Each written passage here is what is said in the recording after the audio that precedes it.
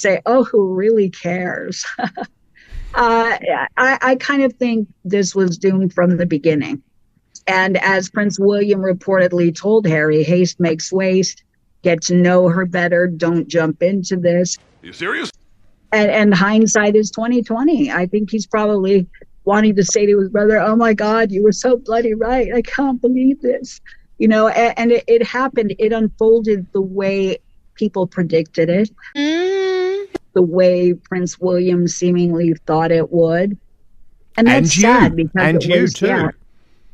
Because that's what's so fascinating. Meghan had her sister saying this isn't going to work. Harry had his brother saying this isn't going to work. And unfortunately, Harry was completely drunk on love. And he took leave of all of his senses. But there's a lot that he cannot erase, Sam. And this is the issue that I have. He cannot erase the things he said about Prince William, especially in Spare. Fact. He cannot erase the things he said about Queen Camilla and his father, especially in Spare. He cannot erase the impression that he put out to the world that Catherine, the Princess of Wales, Wait for it. is some sort of bitch, which we all know is completely ludicrous. We know who the bitch is. But unfortunately, Sam, he can't just reverse all of that stuff. Exactly. And I don't think, you can love someone, you can forgive them, you can welcome them back. But, again, we're not talking about Here it comes. something under the bell curve. We're talking about a statistical outlier, extreme continued damage, insults, hurt. And, it's like having a hole in your chest. And when the hole goes out the back bigger than it went in, figuratively, how do you heal that? How do you feel that love again, where the trust has been so trashed? So trashed. I mean, to have real love, family, friends, or relationships, by God, you have to have trust. Because if you don't, those touchy-feely moments, those goo-goo eyes, that passion will never be the same.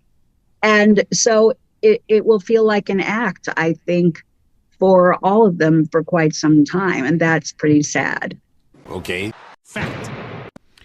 So My let me opinion. just go to the original story, Sam, because I want to talk about the Daily Mail's involvement in all of this too in just a moment. But for folk who may not have read the original exclusive, Wait a minute. Wait a minute.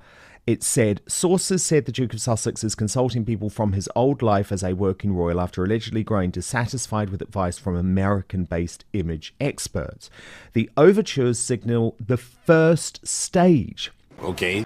in a strategy to rehabilitate Harry that would involve him spending more time in the UK to repair his relationship with his father and potentially initiate a partial return to the royal fold. Sources stress that Harry and Meghan, who have spent the past 4 years living in self-imposed exile in California, are not seeking a permanent return. But this newspaper can also reveal that the couple have parted company with yet another American PR advisor, Christine Wales-Shermer, joined the Sussexes in 2020 as head of communications, but left quietly last year. So she is the 10th staff member to have left the couple in 3 years. So it certainly feels like they have reached rock bottom, Sam. This feels like desperation. Stop it. And just before you come in, I want to share with you a post on X from the royal YouTuber, according to Taz, who wrote, "Can't believe the number of people think that Harry wants a reconciliation. He wants leverage and content to sell. He might be convincing a few people he's changed, but it will only be weaponized them to fight his battles for him. He does not want peace, California. The Colombia trip also really highlighted how Meghan is comfortable stepping into the spotlight while Harry cuts a very sulky figure, unhappy figure in the background. He wants to carve out a way back into royal life back in the UK and is seeking counsel from old friends and associates. Are you serious? But a lot of this is surely Meghan wanting to be the star, and she's not the royal. You know, her husband's the royal. I know, but even let's reduce this down. Okay. And factor in everything that's going on right now. We're talking about freedom of speech. Harry totally disparaged his family in his publications, interviews, certainly spewed off at the mouth, abusing our First Amendment freedom of speech in the United States. So going back, does he think he's going to have any freedom of speech, given all that's going on in Great Britain? Oh my God. This I got to see. What is he thinking? He had so much more freedom to shoot off at the mouth, clearly, than he did in the States. So, I'm just thinking, okay, fine. He wants an escape route. Nothing's working out for him. But here's the bottom line. Wait for it. Everywhere he's gone, nothing worked out. So what that seems to suggest is, you know what? You got to look in the mirror. You can't run from yourself. He's going to be back at the drawing board, going back there, unhappy. Are you serious? Being the spare, not being at the top of the ladder, not having freedom of speech, because he'll have less now than he did in the United States going back. What really? What's he thinking? And what do you think this says about his marriage to Meghan? He said something once, his own words. He said, Hey, y'all, come look at this. I never knew how unhappy I was until she told me. So when he said that, I thought, seems like coaching. How long can a man go on and be happy, always being coached, always being defined by her words, by what she says, seemingly? And I kind of thought, wow, Here it comes. this is telegraphing. He's being emasculated. She's defining him. She's telling him whether or not he's happy and what that looks like. So I had a feeling this would happen, but what I didn't think was going to happen Almost there. would be that he would disparage everybody in his family along the way and then expect to reach back. I mean, because families, I think, want to be unconditionally forgiving. You love family members, like they can step on your head with cleats and you will always love them and welcome them back.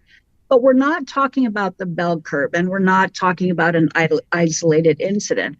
We're talking about years of repeated infractions, insults, disparagement, hurt, lies, abandonment.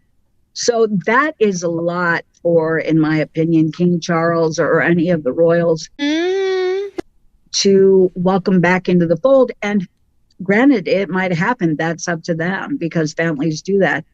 But in my opinion, there will always be that little question mark, that little, is he wearing a Netflix wife here? That little, is he lying to us? That little, is he getting more information to put in another book? Is this going to turn into something defamatory and disparaging when he does not get his way? So I can't help but believe that the royal family will always have that question mark. So my suggestion would be a couple of years of counseling, a pattern of proven loyalty and reliabilities to rebuild that trust. And maybe it can happen. But in his mind, it seems like he wants just to jump back into being in the fold and be Prince Harry. Are you serious? Prince of Great Britain, one of the hottest men in the world. Somebody called him one of the most eligible bachelors. Not going to happen that way. So if he's willing to be realistic and do the work, then Hey, y'all, come look at this. he'll probably be okay after several years. But as far as his marriage to her goes, at this point, sometimes I just say, oh, who really cares?